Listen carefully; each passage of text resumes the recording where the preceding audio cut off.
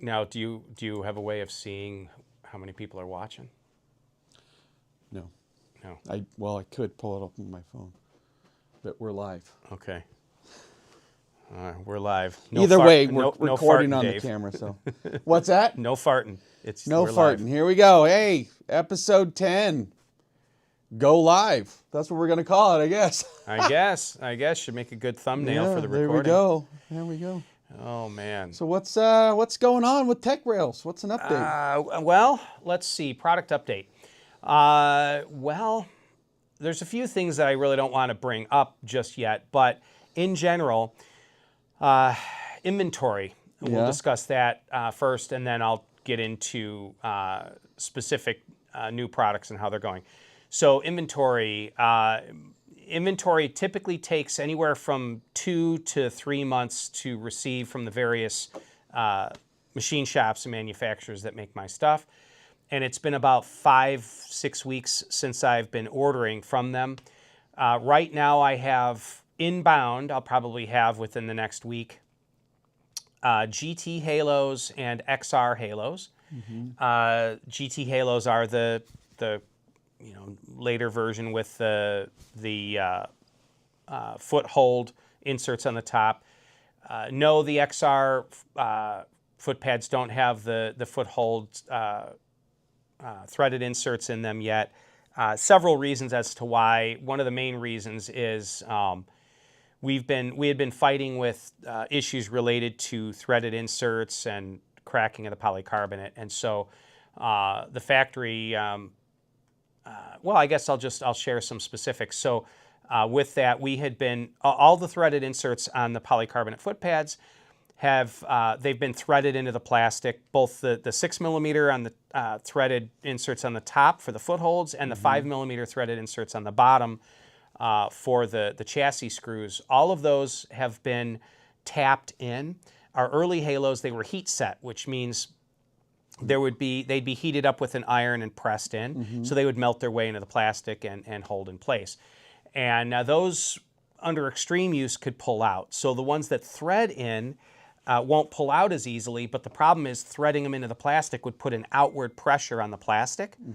And then especially if temperature would vary, let's say they're made in a 75-degree machine shop and then shipped in the middle of winter, it's cold, the plastic shrinks, but the insert doesn't, and so it's shrinking around that insert, which already has outward pressure, and it would make a crack coming from one or two of the inserts. So we've been experimenting with pre-threading the plastic versus just forcing the inserts in. That helped some, but we still had some issues. Well, finally, the machine shop had an idea to use the milling machine itself to use a spiral program to actually machine the threads in, not running a tap in. And they did some experimentation looking at sort of on a microscopic level what just tapped threads look like, under a microscope versus what machine cut threads look like. The tapped threads, it was all fuzzy and kind of garfed looking. I mean, you look at it by the naked eye, it looked great, but under a microscope, you could see it was really messed up. Whereas the machine cut threads in the polycarbonate, it's like a polished, shiny surface to all the threads. So put a bunch of inserts in, and he heated up the foot pad and froze the foot pad and did a bunch of different things with it. No cracks at all. Now, that wasn't with them being shipped to me. That was just him experimenting there at the factory. Right. But the guy's like, dude, I think after a year and a half of fighting with figuring this out, I think we got it figured out. Wow. So that's good. Hopefully moving forward, I won't have this, I get a batch of 20 sets of Halos, 4 sets are blemished because there's a crack on one of the inserts or something, and all that hassle. So hopefully that will be resolved. So we wanted to resolve that before we went through the CAD time of designing XR foot pads for foothold threaded inserts. So that's that. I also have, it will be 12 sets, 10 sets will be made available for people of what I would call developers kits, liquid cooling kits. So for those of you that don't know, a developer's kit just means a roughly complete assembly that requires some level of technical knowledge to install, because it's not a complete kit with Yeah, full it's not- directions. Yeah. You know, kind of like people that are into electronics, they get a breadboard kit and do their own soldering Yeah, and all yeah, that. yeah. So I'll be offering 10 developers kits of hypercore liquid cooling Yeah. kits. That will be comprised of the heat exchanger, which is essentially a heat sink on the front end, and on the back end is liquid cooling passages Yeah, for the that, yeah. the water or coolant to flow. It will also consist of the axle sleeve that slides into the hypercore axle that has a U-shaped liquid cooling path through it. It'll come with the coolant pump, all the hoses, which are just normal 3mm ID radio control silicone nitro fuel line. So readily available at any hobby shop, but I'll be including that. Oh goodness, thermal paste for the insert into the axle. Also with the stator insert that goes between the stator laminations and the axle to draw the heat, flow the heat from the windings to the axle, so that it can then be more efficiently extracted through the liquid cooling sleeve. May or may not include a step-down buck converter to convert the battery pack voltage down to a low 3 to 5 volts for the coolant pump to run on. Yeah. You can also run it on a single 18650 cell. The coolant pump will run for 6 hours on a charge on a single 18650 cell. Yeah. But so this will be basically a box full of parts with some basic explanation. And again, I'll have 10 of those kits available for people to test. My initial bench testing shows a pretty drastic cooling improvement with this. I'm also going to do some of my own testing with multiple heat exchangers, 2 heat exchangers instead of 1, to see, can we improve cooling even more that way, or have we already maxed things out? So that's another product update. On a previous episode, I showed the new billet foot pads that are drilled and tapped for all of the titanium pegs or studs.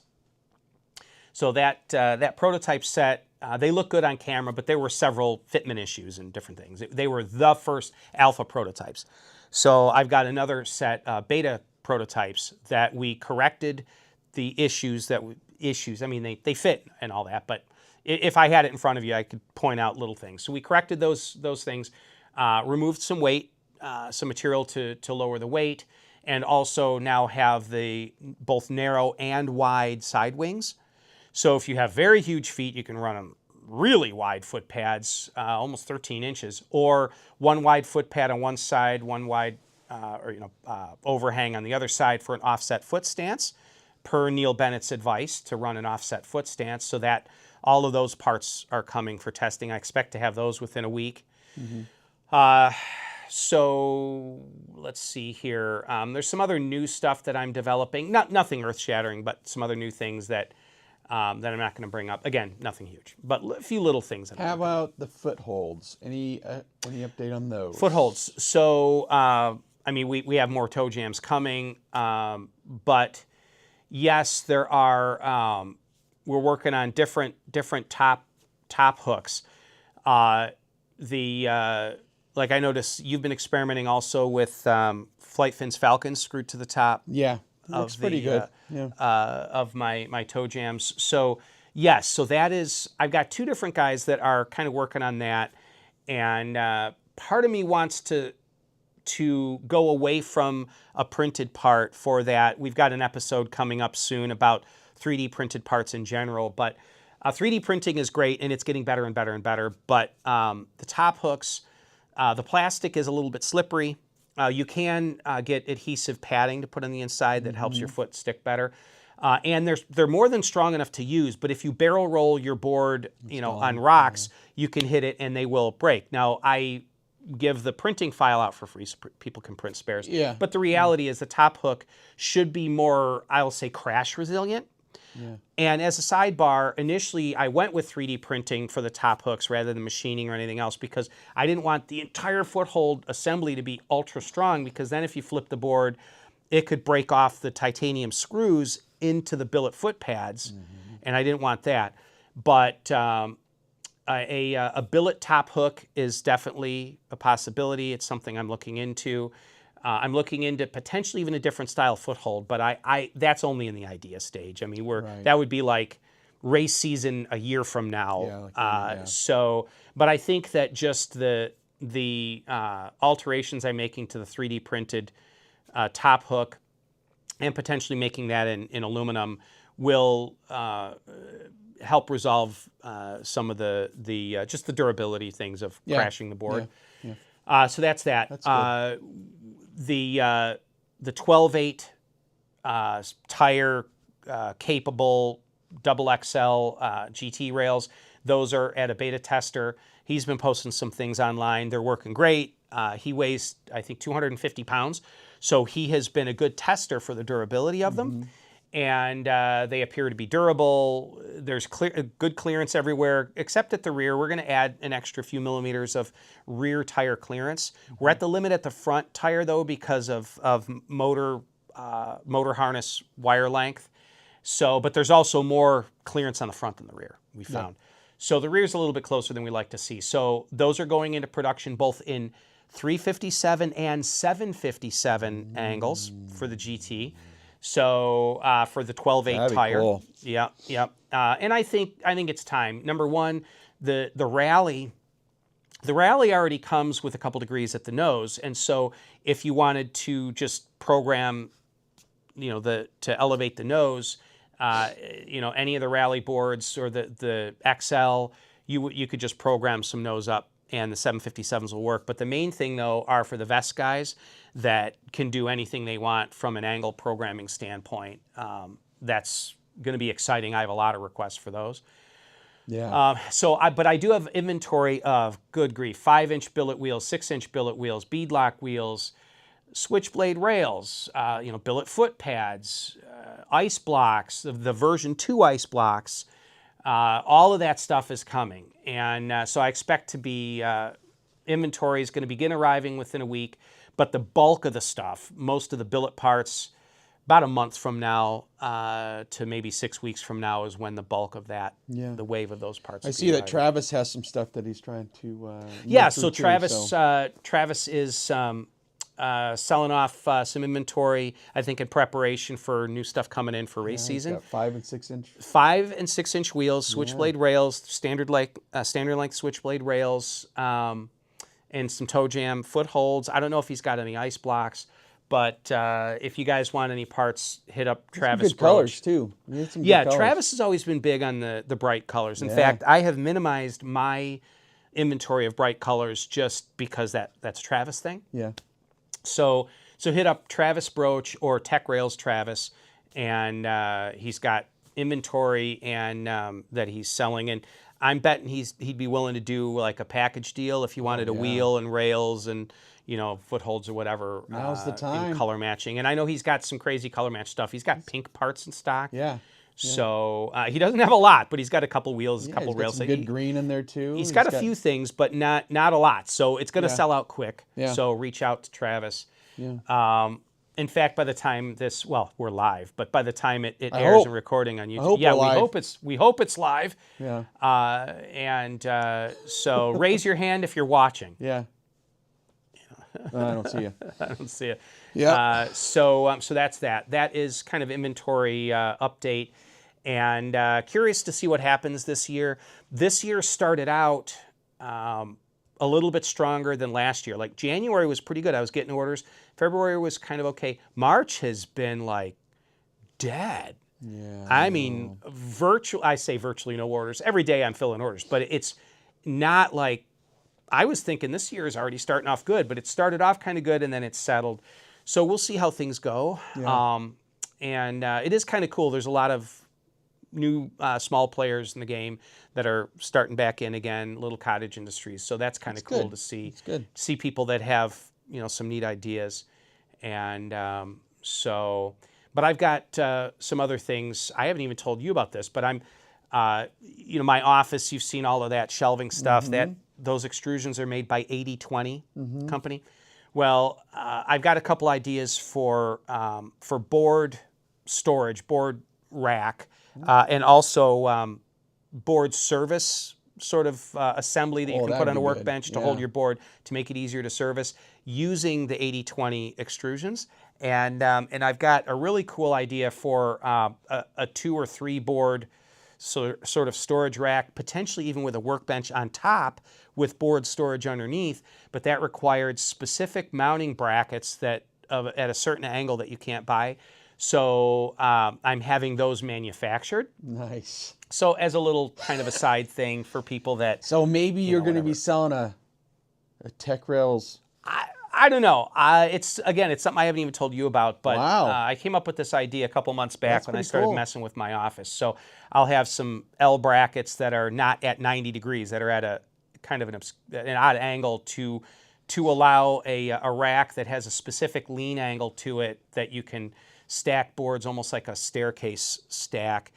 If you stack boards vertically, it gets tall and it's a narrow footprint, but if you stack boards in a staggered fashion like a staircase, now the base is wider, it's easier to get a board, out of the middle, and for display purposes it looks better. Yeah. So I've got some brackets for 80/20 extrusions to make OneWheel storage out of. And that kind of came from a couple years ago. I looked into CNC machining a rack to hold 3 boards. Yeah. I mean, CNC billet parts of that size, it was going to be ridiculously expensive. So I figured this way, now 80/20 stuff's expensive to buy, but this way people could build it any way they want. Yeah, So I've got that coming. That'll be a Erector small set. market, but Yeah. you could also make a board stand out of it to hold the board upright and leaning a little bit. So that's coming up too. But I think that's it for me for product stuff. We can jump into board maintenance for, getting back on the trails or street riding and stuff. I can tell you a small little story what happened to me on go ahead. Sunday. I had the XRC out, I'm cruising around, drained that battery. I grab this guy right here and I go to ride, and I'm riding and I get maybe 200 yards away from my vehicle, and I get this warning on my screen. It says footpad sensor error. And I was like, what's going on? And you would think, well, it's a bad sensor, right? All these aftermarket sensors are bad, but that wasn't it. It wasn't it. So, I'm trying to diagnose this thing, So I get off the board and I get back on it and it just falls forward. But the sensor's registering blue on both sides. So the sensor itself is working. Sensor's working, right? So I do it a couple more times, and then I figure out that my heel, if I jump on with my heel, the board will engage. So I start going slow back to my vehicle, and I have, of course, tools in the back of my car, pop it out, and I took off the footpad, and the wire connection, The 3-pin wire thing? the 3-pin wire thing, the connection was fine. It was the 3 pins of the actual wires that had pulled out of the back one of the pin came out of the... Yeah. I've seen So that I before, was like, yeah. oh, man. So, of course, I had some tape there, and I fixed it all up. And I jumped back on my board and prayed that it wasn't going to, Well, bear in mind, as long fail. as it's not the center pin, if the center pin comes out, the board shuts off no matter how fast you're going. If it's an outer pin, once you get going above or 1 right. mile an hour, it will let you keep going. Okay. Because it thinks that one side has been, dislodged, but for safety purposes, over 1 mile an hour, if left or right side, one or the other by itself is disconnected, you can keep riding. Yeah. And I've seen that the pins pull out before, and it's always the outside pins. It's never the inside one. Yeah. Just by mechanical nature, the outside ones are holding the inside one in, but if you angle the wire to the side, it can pull the one out. So I have not had a chance. Well, I rode. I was, maxing the thing out, and I was out riding too. My son and I went out. It was fine. I Beautiful got back weather. to the car, and I'm like, I probably need to take that apart again just to make sure that doesn't happen again. So. Yeah, and so this brings up an interesting point. I think that board maintenance is something that, first off, I love it. I enjoy just taking boards apart. When I was a kid and I had my hobby grade RC cars, Tamiya was the brand I typically had. Tamiya's Kit cars, you know, and grasshopper, I think. I had my first car was a Frog, and I had a Wild Willie, and I had a Grasshopper, and I actually owned a hobby shop I've had a lot of businesses, but I owned a small hobby shop in Wakanda when I was 16, selling Tamiya stuff. Anyway, Midwest Model Supply was my distributor. That's awesome. But what I would do is, you know, Saturday morning, my buddies and I would all take our RC cars, and you know, we'd charge up our 1200 milliamp hour NiCad packs, you know, overnight. Yeah, 3 or 4 of them, and we'd go running Saturday morning. So Friday night, oftentimes we do a sleepover where we bring our RC cars over to a buddy's house, all of our tools, we disassemble the cars, we would, you know, lube stuff, the wheels and stuff. Yeah, get everything set, clean everything, and you know, check solder connections, clean the contacts on our mechanical speed controllers, and then as I got older, it was that way with BMX bikes and dirt bikes. If I knew Saturday we were going to go out, go riding, you know, I would maybe I'd pull the chain off the back of my dirt bike, and I'd clean it and soak it in oil and put it on, and you know, clean up the bike, air up the tires, you know, whatever, look for any cracks in the tread or anything like that, and adjust the brakes and the clutch and all that. So maintenance of toys or vehicles have always been a part of my life. And with all of my boards, at any given moment, I've got anywhere from 6 to 14 boards that are at my house. And anyway, live stuff, but I had a text. There you go. Real life here. Real life. So I'm always building boards, but the reality though too is even the boards that I have that are just my go-to workhorse boards that are just modestly modified or whatever, rails and foot pads, that are just my slave boards that I throw down and ride and, you know, don't think much about. I still every now and then take them apart. And I think it's a wise thing to do. Now, to disassemble it, clean it, and check everything. Now, a few people will push back on that and say, well, leave well enough alone. If you take it apart and put it back together, you'll lose a screw, or maybe you won't tighten something, or if you're taking screws in and out too often, you'll strip threads. That's true. I'm not saying every day you should disassemble your board, but periodic maintenance, I would say at least at the change of seasons. You know, before riding season and then also at the end of riding season, take your board apart. And also, as far as from a threads, you know, care of threads standpoint, if you're using blue Loctite, or if dry threads wear out, but threads that have any compound in them at all generally last a very, very, very long time. So whether that be anti-seize, that's a kind of a permanent lubricant, or even blue Loctite. Blue Loctite still remains in the threads, and it's almost like a waxy substance.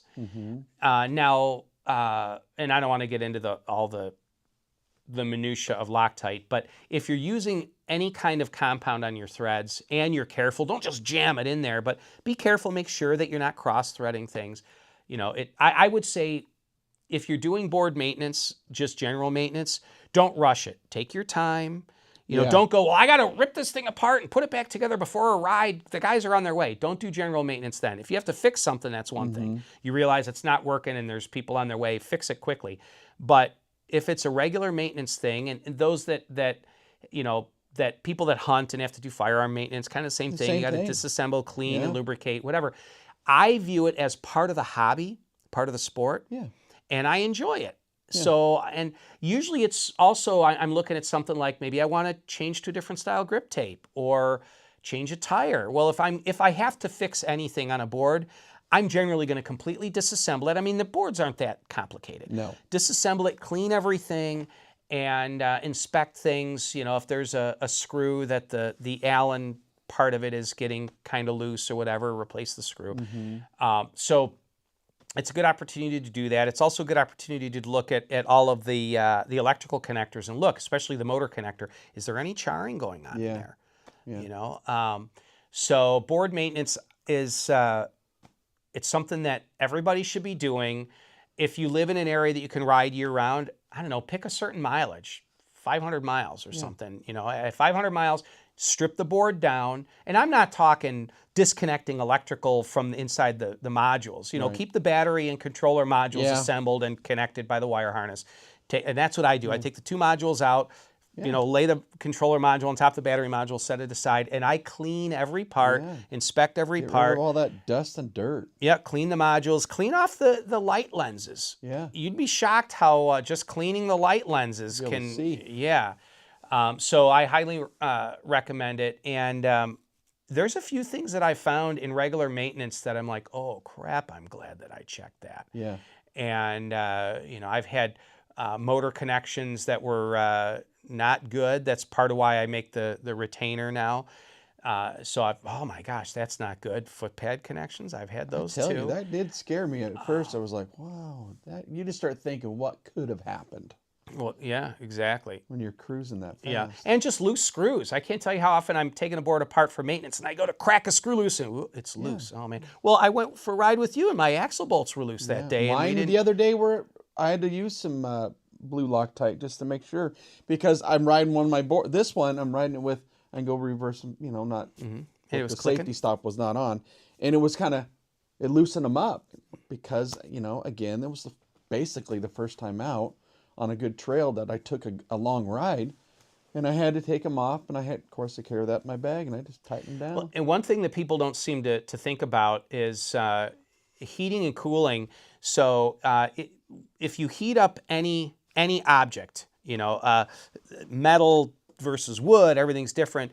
You know how wood expands or contracts with humidity? Well, materials, plastic and metal, expand and contract with temperature. All materials do, some more so than others. Plastic really grows and shrinks with temperature changes. Metal, less so, but certain metals have more or less of that effect. So when you have a bunch of now, if let's say you have two identical materials together, two pieces of aluminum that are fastened together, and even the fasteners are aluminum, which you would never want to do. But just if all the materials of a multi-piece assembly are the same material, same grade, everything, you heat it up and cool down, and it will, on a microscopic level, expand and contract, and everything will stay tight. But when you have dissimilar materials, you have, you know, aluminum rails with steel screws through a plastic foot pad or whatever, all these different materials. Dissimilar materials expand and contract at different rates. So if you've got a board that's, you know, out in the cold over the winter time, everything's gonna shrink. Then you bring it in the house, everything swells back up. That shrinking and swelling loosens screws. So, and I mean, even if they're Loctited, they can loosen. Yeah, yeah. So, and I think this is part of the reason that Future Motion, everyone curses their axle bolts. It's like they use a jackhammer and crazy Loctite for their axle bolts. They're hard to get out. But that's because you got to go insane Future Motion is assuming your board's going to get no maintenance. It's a consumer grade That's item. why they make it. They assume that you're going to press the button, ride it, and then put it in storage and not maintain it. So they Loctite the daylights out of stuff and crank everything tight, really, really tight. Yeah, that's smart. That's smart if you're never going to maintain something, but the reality is you're eventually going to want to maintain it. And so I don't recommend cranking everything super tight the way they do, because that is hard on the threads. Once or twice is fine, but if you're going to be doing regular maintenance, snug it down, maybe use some blue Loctite, and you're good. But you're going to have to do some maintenance to that board over time. And, you know, tires wear out, grip tape wears out, parts fail, you know, foot pads fail, Future Motion sensors, aftermarket sensors, they fail eventually. So, wheel bearings wear out. Yeah. And so, you know, as far as maintenance goes, I'd like to hear people, you know, comment, send us an email, let us know, you know, what do you guys do for maintenance? What have been some maintenance hassles? Ask us questions. We're starting this episode this week. We're starting with we're going to end the episode with answering viewers' questions. And so by all means, leave questions. Let's see here. Yeah, that can go to voicemail. Okay. So anyway, maintenance, and you and I have talked a bit about this, you know, just because you're newer to it than I am, and you've come to my house a couple times to install things, and it is amazing how every time I take a board apart, I'm surprised by something. If nothing else, the amount of dirt inside the bumpers. Yeah. Well, I tell you, the first time I took apart my board, I was so scared that I was going to do something wrong. I think I watched I don't know how many videos on YouTube just to make sure. Of course, you had to buy, it was the pint, and you had to buy a certain removal tool. What's the T something? I had to get it on Amazon. Torx T20 or something. T20 or something. T15. I don't remember. You couldn't get it at Home Depot. I had to buy it on Amazon. It was a certain fit. So, but just to get that thing off was pretty. Well, yeah, I'm so worried that you're gonna jack something up. So. Oh yeah, for sure, for sure. Yeah. And this brings up one point too.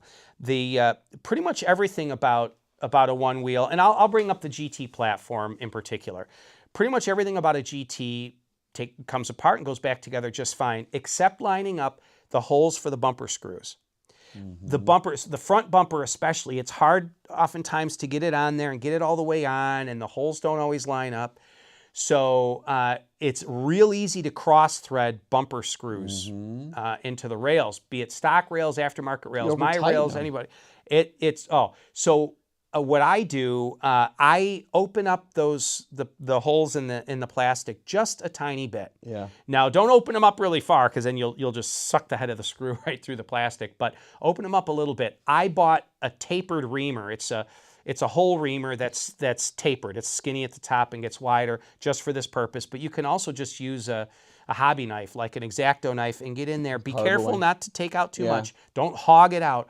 But I open up the plastic holes. The 4 in the front bumper and the 6 in the rear bumper, I open all of them up just a little bit, like a millimeter, because it makes it so much easier to get the screws lined up. Oftentimes you get, no problem, they all go in, and the last one does not want to go in. Right. And then you end up getting ticked off and you cross-thread it. So another thing too, piece of advice with bumpers is, don't put in one screw and tighten it, the next one and tighten it. Put them all in loose. Make sure that you get them all in there. Then once the threads are started on all the screws, then go back and tighten them.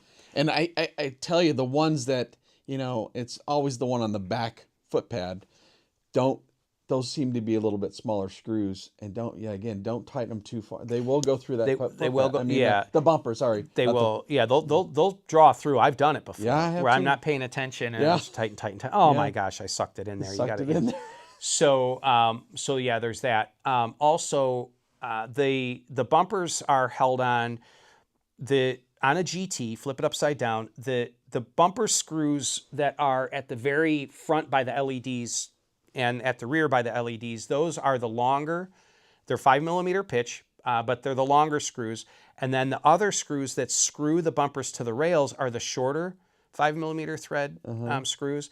So make sure you get that right, because if you can put the long screws through the rails in almost every position, but there's a couple spots that it will push into the battery box.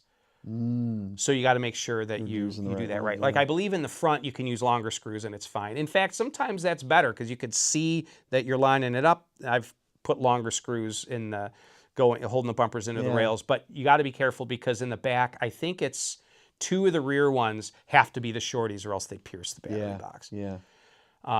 Which that brings up, people are going to ask, since I mentioned battery boxes, billet battery boxes. I have 2 prototypes of the finished design in machining now that I'll have to test.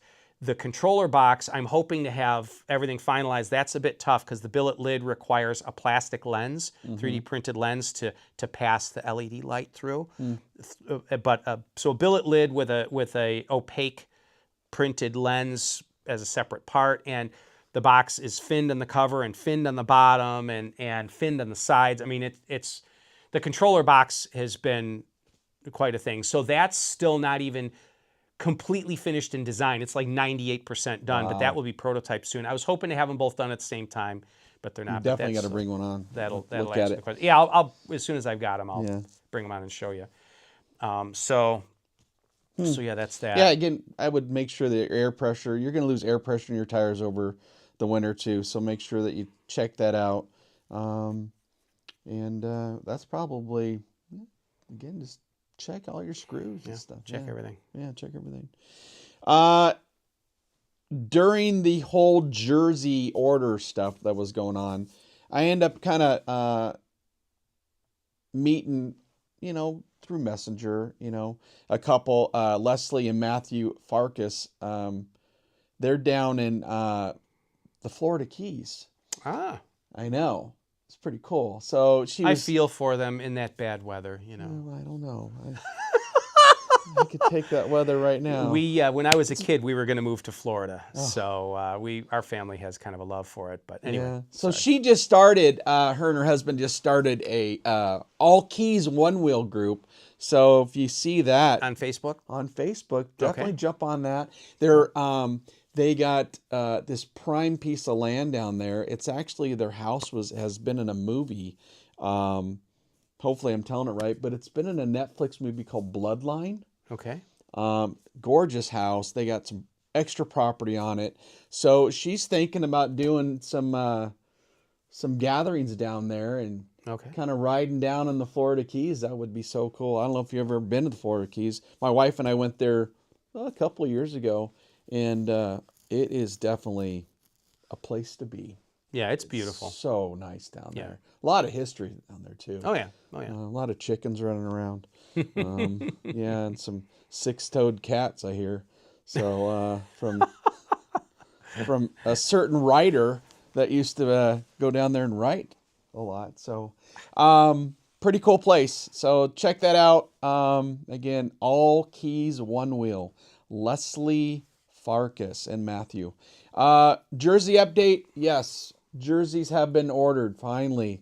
Didn't meet the minimum, so Dave met the minimum out of pocket. I met the minimum. Pockets are empty. Woo! But I got it. So they're on their way. I'm still waiting for just one more email that they. It's pretty cool. They send me a kind of like a list to make sure everything's going to fit right with names and stuff, because this time, of course, we have a front name and then we have the back name. So just to verify before they run it in production, so everything ships and it looks good. So cool. Edwin, the guy that I'm working with, he's actually in Germany. So they're coming from Germany, but pretty cool company. They do a lot of stuff for like Red Bull and whole bunch of companies that use them. But yeah, we got a writer shout out. Okay. So writer shout out this episode is Zane Carter. So Zane Carter was 2025 Race the Rails Women's Champion. So she's pretty cool. I got to meet her at the Windman last September. And actually, when I throw this on YouTube, and I have a picture of her holding the Race the Rails sword. It's pretty neat. So she's a pretty good rider. She does a lot of stuff for OneWheel. And super fast. Super fast. I gotta say, this from an action sports standpoint, one-wheeling seems to draw. I've not researched this, so this is pure opinion, but it seems to me that it draws more female riders than other forms of extreme sports and action sports. Now, it could just be our area. This could be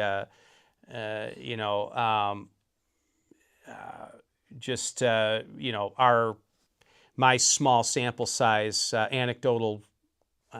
It may not be across the board, but it sure does seem like there are more women in one-wheeling, and I think part of it is there's a level of finesse that's required. Look at that. We're live. Verified. We're good. Oh, I'm telling you pretty what. Cool, does it show how many people are watching? Let's see. Let me see real quick here. But yeah, do you have a way of seeing? Oh, well, we know the voice is working. Yeah, no kidding. I sound great, by the way. Yeah. You always sound weird. You ever notice that? Your voice sounds different when you're talking in your own head than it does to other people. Yeah, I don't know how to find out who's on here at all. Well, we got 4 messages. Hold on here. 3 peeps. Real time? You guys are Real seeing time. this in real time? You know, it'll get better. I'm going to figure out how to put something here, and then we'll be able to answer that. But I kind of like it. It's kind of neat. So, Yeah. it kind of, Yeah, I think it would be great to have live questions answered. yeah.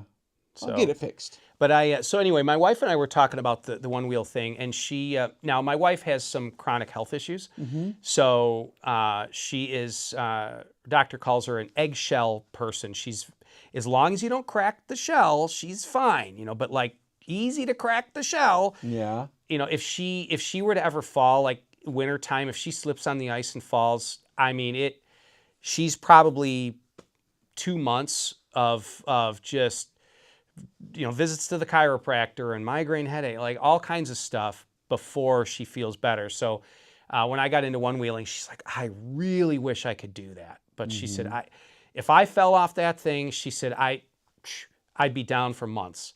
And but I think there is there's some kind of the one-wheel requires a level of finesse, and there's kind of almost like I don't know, like a beauty to it, like figure skating or something that I think some women might be drawn to more so than, you know, whatever, some 2-stroke dirt bike or whatever. Yeah. And so I like that. I like that there are, and we've talked about this before, but that when you go for a ride, older ladies seem to be the ones that ask the question. That looks so fun, you know, as I'm going by, and I'll turn around and go back. Happened to me on Sunday. You know, so, yeah.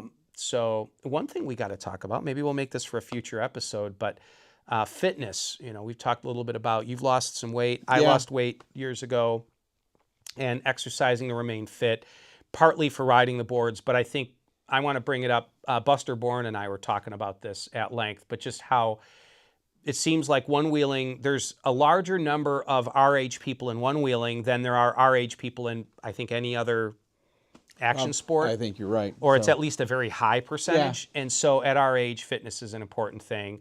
And it also helps prevent injuries. So I think that's something we should definitely plan for in the definitely. future. So yeah, there's something keep I'm your going eye open to for definitely start stretching before I go out and ride, or pre-stretch before I go out to the trails. So yeah, there's a lot of things. I had knee surgery at one point, and for physical therapy, that the doctor had told me how standing with my legs not totally straight, just slightly bent, but my feet apart and pulling inward, kind of standing and tugging inward, puts inward load on the knees and strengthens the ACLs, I believe. And then putting outward pressure, it's the the outside ligaments, anterior ligaments or whatever. So I, at certain times during the day, like if I'm standing at my bench packaging, I'll pull my legs in, whatever. I do things. At our age, you look for things that you can do to improve your fitness level. I will park far away from a store to increase the number of steps I've got to get in walking there. I love going to Home Depot or Menards, or Whole Foods, best grocery store around, down the road. And I'll walk around. I mean, my wife and I average 1,000 steps when we go to Whole Foods. So that's pretty good. Yeah. So I mean, we'll do several laps, and not just to get our steps, but we'll purposely okay, we got to get milk. That's at the southeast corner of the store. But then I get fish, which is at the almost the southwest extreme corner of the store. But we also get sparkling water, which is at the northeast corner of the store. And we don't necessarily get everything in my wife will be getting the sparkling water, and at the opposite corner of the store, diagonally, is the fish. So I'll tell her, let's go get fish. And we just, we shop and we get our steps in. So if you're younger watching this, you don't know. Once you hit your 40s and 50s, you know. Extra steps. I spend a lot of my time, a lot of my life focused on my fitness. Like it is 12:20 and I haven't eaten anything yet today. I haven't eaten anything either. We've talked about that. Intermittent fasting, one of the best ways to lose weight. So walking got my A1C down. And anyway, I don't want to get into it. I just got one of these. We'll make another one. Hume bands, Hume. And this thing. Sure, that's not fume. You can't suck on that. No, anyway, no go ahead. fumes on that one. I started with a Whoop band. I tried that out, and so with a Whoop band, it's a band that you're basically you're almost like leasing it. So you sign up for the subscription, which is once a year, and there's 3 different levels. And I opted for the middle level. I think it was called Peak. So the band is like $239. And you don't even, I guess you own the band, but if you don't have a subscription, It doesn't work if you it don't have doesn't the- work. Yeah. So I used it. It was pretty cool. But then I was just I don't like subscriptions though. They irritate I me. just kind of, I don't like ongoing. So I ended up returning it. Sorry, but Best Buy. Oops. And then I, you know how Facebook is. As soon as you say something about some sort of band, you're getting all this social media about it, right?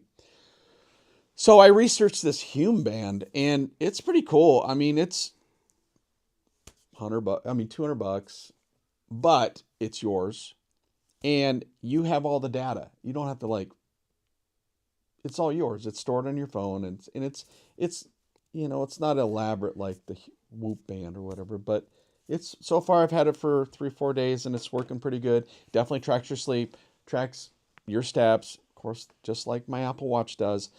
But I don't sleep with my Apple Watch on. Yeah, I take my watch off. Yeah, My fine. wife will occasionally keep her watch on, mainly because she's got health issues. Yeah. Part of which gives her insomnia. Yeah. She's awake most nights for 3 hours, and right in the middle of the night. Midnight, 1 a.m. She wakes up, gets back to sleep at 3 or 4. Yeah.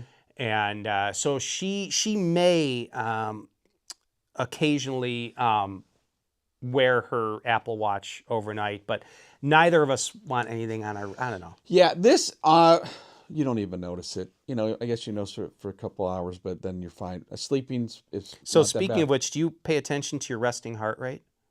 Yeah. So What is yours average through the day? my resting heart rate is right around 68. It's kind of high. What's yours? 50 something? 54. Yeah. So by the end of summer, it's typically 47 or 48 Yeah. Yeah, it's nice because of all the exercising. And I then know. at like January, Yeah. it's like 60, 61. So then I start exercising and get it down again. Yeah. So after like with this, after 7 days, it gives you a total score of where your body's at based on your age. Okay. And if it's, let's say I'm 53 and it says, well, your body's at like 57, it'll help you tell you what you need to do to try to lower that back to where you're supposed to be. Yeah, that's cool. That's pretty neat, right? And then it gives you like a score daily once you have so many days in on these things. I think we need to make the whole fitness thing an entire next podcast. We need to do that. We'll just make the whole podcast because this brings up, it could be multiple segments. This brings up so many different things. I've had a journey. I've lost some weight. You've lost more than I. So both of us have gone through that. So yeah, this is. It's funny how when really you get good older, stuff. this data is like intriguing to you. It is intriguing. So I'll sort of close the health discussion part with this comment. Copy. That anyone of any age can appreciate this. But I was talking to my dad. He's currently 80. He'll be 83 this year, I believe. Yeah. And so I don't know. It was maybe 10 years ago. We were talking about exercise and fitness, and he said, "Let me tell you how this works. In your 20s, you exercise to impress the girls. In your 30s, you exercise just to keep up with your buddies that are in their 20s. Yeah. In your 40s, you exercise because you recognize that there's some level of importance to it and that it's not just the beach muscles and looking buff, Right. but there's some health there. In your 50s, you exercise because you recognize that your body doesn't function properly anymore and you now have to. Yeah. In your 60s, you exercise because you physically can't function through the day without it. Like you can't, if you're not exercising, you're going to throw your back out climbing out of bed. Yeah. He said, in your 70s, you exercise so that you're not dead. He said, every decade that moves on, exercise becomes more and more important. And then a personal trainer told me, he said, what fitness level you can achieve in your youth, you can carry most of that into your older years. You know, like guys like Schwarzenegger and that, even, in their 70s are still pretty buff and can lift a lot at the gym. Yeah. But if you start at that age, you'll never be able to achieve that. No. So gotta start young and carry it into your Continue to do later it. years. Yeah. So, all right. So now, Well, where are we at? Let It Ride update? Yeah, we have Let It Ride. So over the weekend, there was a race right out of Las Vegas called Let It Ride 5. And that would make this the 5th one. that's number 5. See, Just like I'm this is picking up what you're throwing episode down. 10, so It's funny how that's sequential. yeah, right. Yeah. So I'm going to go over the certain classes. Pro men. Okay, I have not gone over these You stats. don't know, okay. A couple people have sent me links to this, and I was out of town. There's and definitely some crazy jumps and stuff at that Oh race. my gosh! Pretty dusty, Yeah, I've though. watched a few shorts that. Oh my gosh! Yeah. Geez. I saw that Sebastian. He took a picture looking out the side of a window of a plane. He was going to it, but I don't know if he raced or not. But all right, pro men. First place, Brandon LaCour. Hopefully I'm saying it right. LaCour. Second place, Hayden Bowling. Nice. Hayden is cranking. I really hope this year gets better.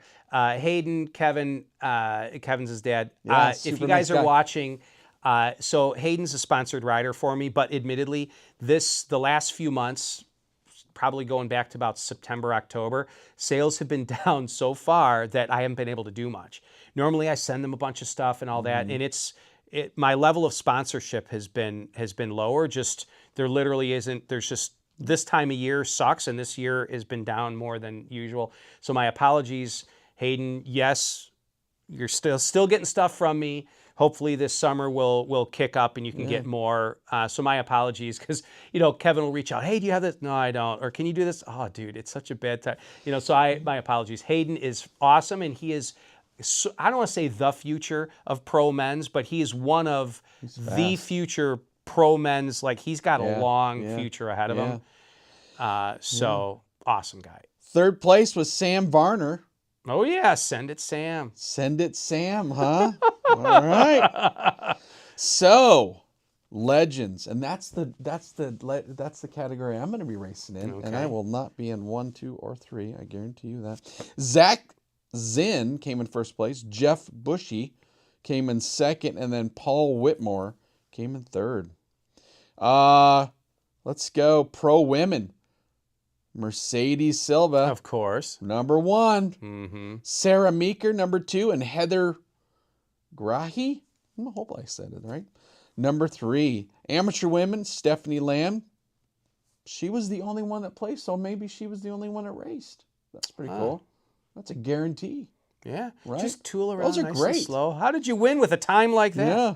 Amateur men, there was only 2 people at least placed. That's Daniel Webb and then Christopher Winsley. Clydesdale, first place was D. Montes, and then Montez, Dean. maybe? Yeah, what's that? Montez, maybe? Montez? I don't know. Montes? Montez? I suppose. I think so. Dean Strandberg came in second. All right, teens 13 to 17. Noah Lewis and Lance Lambert came first and second, and then James O'Neill came in third. For the Groms, 8 to 12-year-olds, Mason O'Neill and Jaden Franklin, first and second place, and then Hazel Rivera came in third. Expert men's, Cody Thornton, first place, Josh Moulton, second, and Mika Benefit came in third. EUC men's, got the EUCs. That's pretty cool. Joshua Bergerness. Big air with EUCs. Oh, those guys are crazy. I mean, there's EUC guys jumping like 40, 50 feet. Oh, It's insane. It's insane. And then Zach Darnell came in third, and then Zach came in second. Oh, I apologize. And then Justin Davis came in third. EUC women, Stephanie Lamb, she's claimed another spot. She came in first place, and the only one that looked like it raced. Okay, and then the one-wheel freestyle. Travis Tatum came in first. Derek White came in second, and then Meekwise Berg came in 3rd place. And that is your Let It Ride update Cool. for It's Las amazing Vegas. how many of those names are people I know, and how many of them There's I've a never lot even of- heard of. Well, there's a So, lot. so it's great to see new people coming in. That's awesome. So So very yeah, cool. every time there's a race, we'll go over the standings from the race. That was kind of neat. Yep. So I don't know if they actually, for like Race the Rail last year, they had it live on YouTube. That was kind of neat to watch. Yeah, that was very cool. I know, it was fun.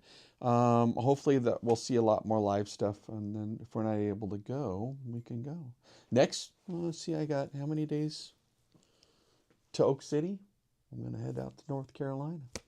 So, and guess who's going to be there? Steve Schooner. Oh, Schooner. Schoonmaker. Schoonmaker. Steve. We actually were messaging. I wasn't even a friend with him on Facebook, so I asked. He accepted, and I saw that he's going. So I think we're gonna Super good guy. meet Very up very and maybe mellow dude. See that he's he likes to make some steaks, some prime steaks on his. Really. He's a big. This is something I steak didn't guy. know about You him. got to check out his Facebook. He's definitely he goes down on some steaks. I mean, I I'll have to bring usually steak. it's he's doing some crazy juggling or magic tricks or Yeah, something. he and- was on there. He was practicing for Yeah, juggling. and so those are the videos I normally click But on. if you go through his Facebook, he's cool. definitely he is definitely a Almost chef. almost worth driving out to Michigan. He lives in Michigan just to have Yeah. him make some steaks. Yeah, he gets the good ones, the prime ones. I can't afford those, but I have a friend that occasionally buys real Wagyu steaks, as in $200 a steak. yeah. Let me tell you, the place that I work, and I won't name where I work, you might be able to figure out, I don't know. We have A5 Wagyu flown in, and we had tenderloins last year, and they were $1,000 a tenderloin. Wow. $1,000. We have steaks that are $300 a piece too. That's But they nuts. are. Yeah, I mean, I what don't he even told see me the though, meat he's in like, it. you got to understand though that that's a large steak. It's very thick, and he said very it's very rich. rich. So he gave an illustration that he said it's similar to like fudge. My dad used to make fudge, Yeah. and when I was a kid, you can't okay. Let's say you have a Hershey bar. You can eat the whole Hershey bar, milk chocolate, no big deal. Fudge, you kind of can't do that. Or like going to Cheesecake Factory. Oh, I big mean, thing of more power cheese. to you if you can eat an entire piece of Cheesecake Factory cheesecake. It's just too rich. It's too much. Well, that's my buddy Nathan was telling me that it's that way with Wagyu steak. He said you're not going to finish a $200 or $300 steak. You're going He to said cut you're- it up and bite size for Yeah, everybody. he said. Now he goes, don't get me wrong. A small chunk is going to cost you $40 or whatever. But he said you go out to a restaurant, it's going to be $40. So he said you eat a small chunk of it, and you're not eating tiny bits, but you're eating smaller bites because it's so rich and so good. Yeah. And I think that's I love crab legs and lobster and Oh, so do I love shellfish. So, and that's the way crab is. I'll fight for a little bitty shred of crab out of that, Yeah. and get it in there, and The whatever. snow crab or the Dungeness, you really got to dig for those. you Yeah, know. and it's very rich, and I haven't had Wagyu steak, so I don't know. But neither. my friend has told me this. Never had prime either. Now I did have what is the filet mignon? I had a filet mignon burger. There's a place filet in mignon, Deer Park, so south of here by a half hour, that makes a they just call it a filet burger because it's filet mignon, and they grind up a filet mignon Right and make there. a burger, and Yeah. it is. I ate it, so I'm sitting there. My wife and I are both burger aficionados. Mm-hmm. So we're sitting across the table from each other, and it wasn't even all that expensive. It was $29, which, that was for the whole meal, and with the soft drink and 2 sides and all that. So it wasn't as bad as you might think, considering it's filet mignon. But I'm eating this. My wife's across from me, and I took one bite. I'm talking. I take a bite, and I stopped, and she said, "What?" And I set it down. And I looked at her and I said, "This has ruined burgers for me." Yeah, no 80-20 or anything. No 90-10. Now, the funny thing about it, though, is that's the only time I've ever had it. And I've had other burgers since, and I've been fine. But I still remember that it was so good. Five Guys, my choice. If somebody said, you can choose one burger place to go have a burger right now, where would it be? It would be Five Guys for me. Where would it be for you? There is a burger place close to us called Twisted Burger. Oh gosh. Wait, yeah, there's one in Barrington. Where's the other one? There's one right up the road from us. Well, for me, it's in, is it Round Lake? Okay. It's Oh, like that's old right. downtown Yeah. on the corner. That Yeah, old bank. I've been to the one in Barrington. You're right. You know what? I may have to change that. Twisted Burger's pretty I've good. been there 6 or 7 times. It's pretty good. My They got some daughter's father-in-law has taken me there several times. Yeah. Shout out to Jim. Not that he's watching here, but so yes, that is Actually, when my wife and I first went, greasiest burgers in the world, which makes them amazing. and they got some good combination. You know, we had like, I think she had like this one called the Black Widow, or maybe it was me. It was a little spicy. Super good though. Now, are you a spice person? I like spice. Okay, so now let me ask you this question.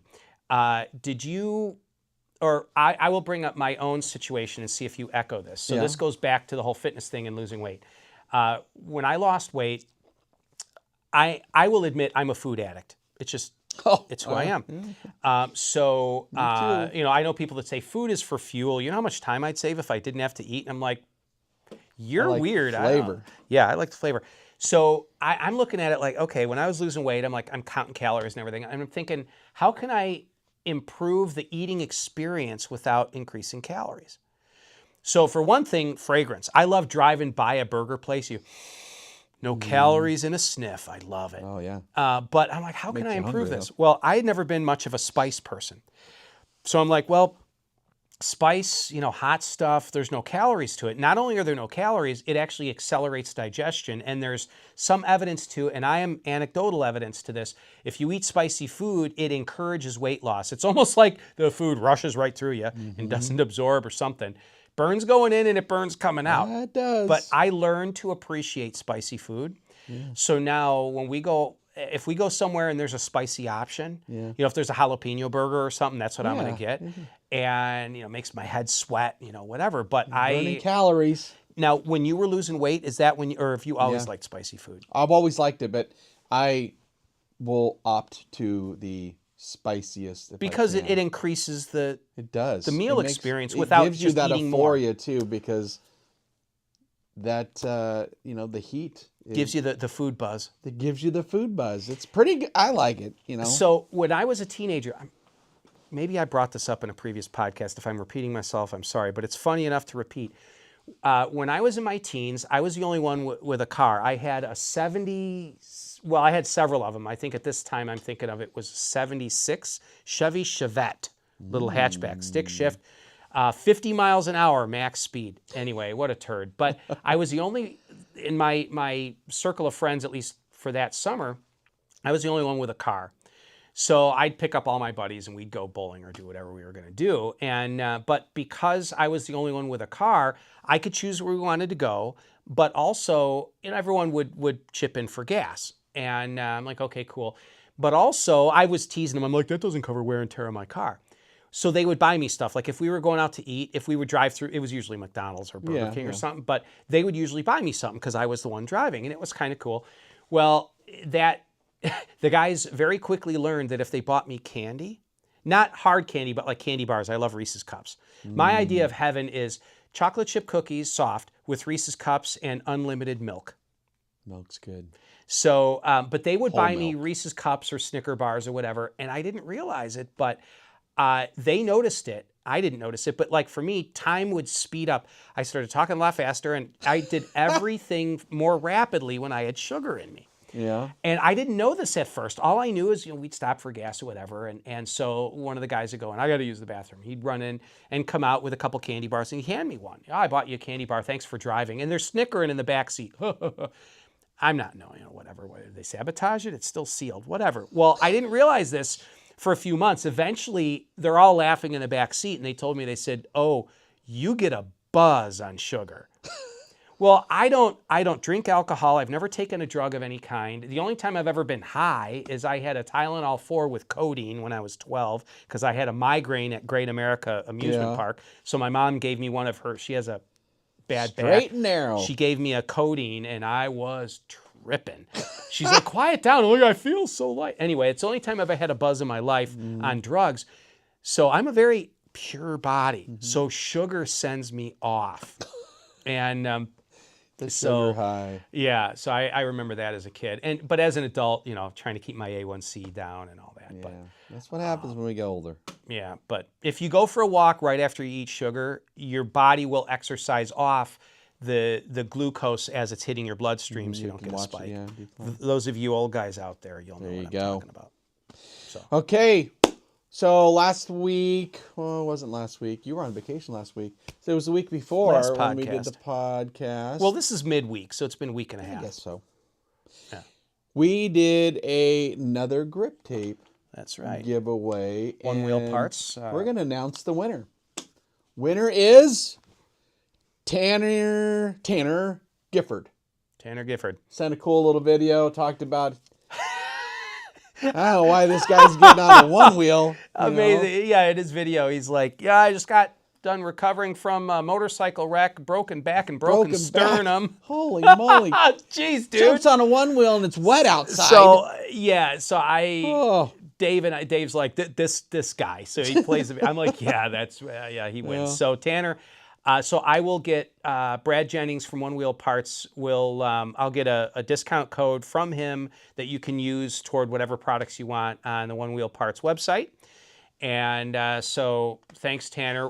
We are Shout getting out to submissions for the freebies, but not as much as we'd like. We're getting a handful, but we would really like a larger number. But the reality is, since we're getting so few submissions, if you submit, the odds Chances are pretty are good. high. It's not like buying a lotto ticket where it's just never going to happen. Yeah, exactly. You got pretty good odds to win. And again, thank you for everybody that did submit, but Tanner had the best video. Oh yeah, it honestly. was a good video. It was. I Glad got a he's good still laugh walking out of it. straight. So Yeah. Yeah. But yeah. definitely we'll get that stuff to him. And leave questions for us in the comments. Ask us a couple of questions because each week we want to answer, a viewer's question. Yeah. Yeah. How do you get such baby soft skin? I know, Tell right? us. You Yeah, guys, you're keep just that- glowing on. Right. Yeah. Ask us whatever question you want, and we may or may not answer it truthfully. Yeah. Is that it? I don't know. That's all I got. My stomach's rumbling. Okay. Well, till next week. I think we'll be next week. I hope so. I think so. Easter Sunday's coming up, so busy week. At the church we go to, my wife is in charge of events, event planning, decorations, all that. So this is a busy week for us. Yeah. We'll be there doing a bunch of decorations. Awesome. So, I don't know, quick plug. I go to LifeBridge Community Church in Wakanda, kind of a cool place. Yeah. So if you want to meet me Sunday mornings, I'm typically And there. what do you got going next Tuesday? And I'm on security there. So if you look shady, I'll throw you out. What's Tuesday, you got a new men's kind of group going on? Oh, Thursday or Wednesdays. So Wednesdays. Yeah, so kind of a cool thing. We have it'll be every other Wednesday night there at LifeBridge Community Church. Just a men's group where we're going to get together, chow down on pizza or tacos. Each time will be a different food item, and just kind of guys getting together to sort of encourage each other, hang out. Yeah. It's at a church, but it's not a Bible study or anything. Just guys kind of.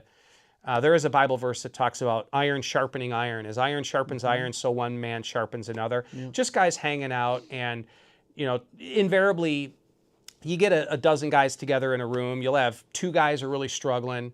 Maybe one guy's got a failing marriage, another guy just lost his job, and other people can kind of come around him and support him. Maybe somebody, something really cool's going on in his life, and we can kind of celebrate with him. So it'll be a men's group starting. Should be, let's see here, the Wednesday after Easter. Well, no, let me think here. Probably Wednesday after Easter will be the first one, 7:00 there at LifeBridge Community Church. Just guys hanging out, eating whatever food we get, pizza, tacos, burgers, whatever. I used to go to a men's event like that too. I'm a big hunter for hunting season, and maybe some of you guys that ride OneWheels are. Jeff McCosker's a hunter. He posts a lot. Does he really? About hunting. Yeah. Oh yeah, I think he's a bow hunter too. I think I saw that on one. Yeah, maybe fowl. one of He hunts fowl. But I used to go to a men's group called Ironman Outdoors, and they would go and have all of these hunting events that you could kind of, you pay at a discounted price and you would drive. Like my dad and I went to one down in Georgia, which we were hunting hogs, and there is some Bible study at after some a dinner, we get together and we kind of just talk. And again, that was their motto. It was an Iron Man outdoors, so iron sharpens iron. So it was great. Went to a bunch of those. Well, not really a bunch, but maybe 3 or 4. My buddy Todd got me into it. At the time he was working for Michelin tires, and he actually works for Jackson Motorsports now. It's North Carolina, big social media kind of company that helps companies get their name out. So it's pretty cool. But he got me into it. It was awesome. So Fun times. You've been meeting a lot of cool people. So. It's interesting. Not to get off in the weeds about the religion or church topic, No. but there has been, in the last couple decades, the male church attendance is dropped tremendously, and it's mostly women that attend. And a lot of that's because faith or Christianity has, I don't want to say become feminized, but kind of. It's been viewed as it's this soft, emotional, touchy-feely thing that women are all about sharing from their soul and whatever. And whereas men are like, tell me that I'm risking my life and I'm going to show up for it. And so it's kind of cool. In the last couple of years, I've noticed that men's church events have been on the rise. If you can combine a hobby with it too. Well, and the thing is, the reality is, okay, women are relational. Men are relational in their own way, but men are task-oriented. Women are more relational. Yeah. Men are relational in a task way. So, for instance, there'll be a dude that has his garage door open, and you see that, hey, there's a 66 Dodge Dart that he's working on in the garage. And so you're looking, and you walk up the driveway. Hey, I'm Matt. I live up the road. I notice you're always working on this car. Oh, yeah, dude. This week it's all about the fuel system. And I got, you need a hand with something. And before you know it, he's telling you about, my wife and I are separated. So I'm doing this to try to keep my mind off it. And I'm like, dude, I'm sorry to hear that. Guys will open up about sensitive topics, but it's usually revolving around some other subject matter, a hobby, a project, an accomplishment, an injury. Oh, what's the scar? Oh, dude, compound fracture.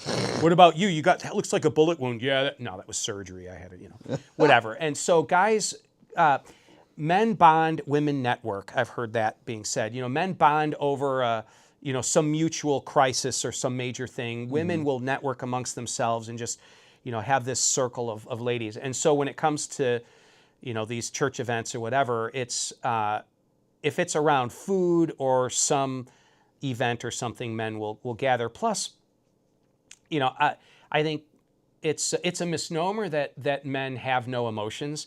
Men just don't wear their heart on their sleeve. And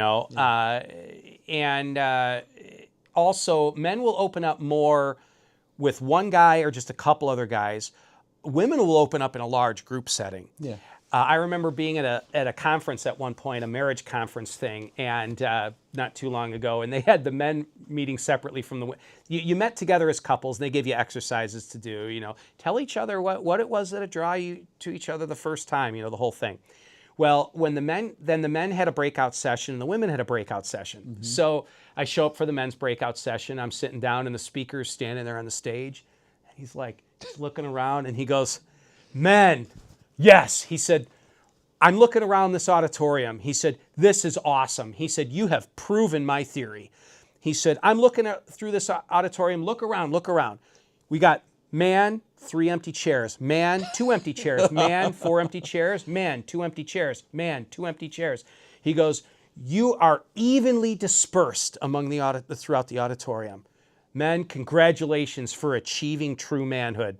He said, during the women's session, I dare you to peek through the crack in the door. You will see all 500 women huddled in one little spot right in the middle. They're linked arm in arm. It's a kumbaya event. And I thought, that is so true. He goes, men will see in an auditorium the way they separate themselves at urinals in a public bathroom. There you go. One urinal, one guy at a urinal, 3 empties, another guy, 3 empties. He's like, that's the way men sit together I don't too. want to get too close. And it is very true. But so yeah, it's kind of cool. So yeah, this whatever. If you guys want to check out a church in the area, it's kind of cool.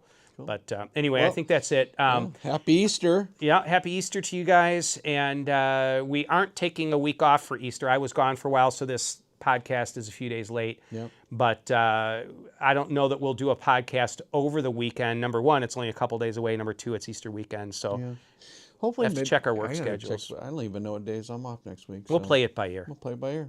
All right, cool. Again, keep it safe, keep it clean, keep it above board.